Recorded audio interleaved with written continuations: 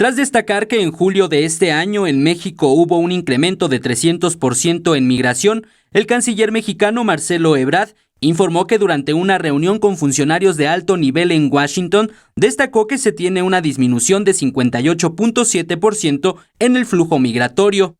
Explicamos ahí que la estrategia que estamos llevando a cabo está centrada en el combate a las redes de tráfico de personas en primer lugar, que se han mejorado los servicios de inteligencia de muy distintas instituciones federales que están trabajando y que las tareas de la Guardia Nacional se han llevado a cabo en apego a los derechos humanos.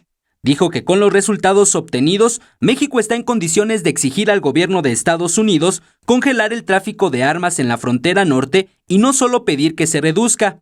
Y es que dio a conocer que el 41% de las armas que ingresan a territorio mexicano y que se involucran en crímenes provienen de Texas, el 19% de California y el 15% de Arizona.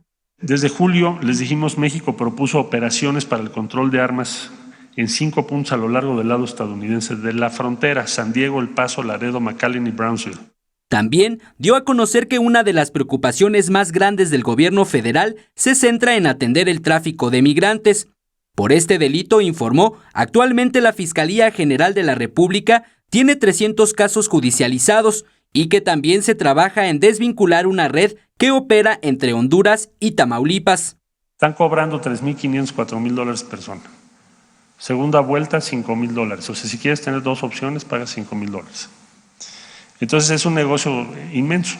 Por otro lado, el presidente Andrés Manuel López Obrador reconoció la labor de Marcelo Ebrard ante funcionarios de alto nivel en Estados Unidos en materia del tratado comercial y comentó que tras sostener una llamada con el presidente Donald Trump, está seguro de que existen condiciones inmejorables para que Estados Unidos no aplique medidas contra la economía mexicana. Eric Pinto, 21 Noticias.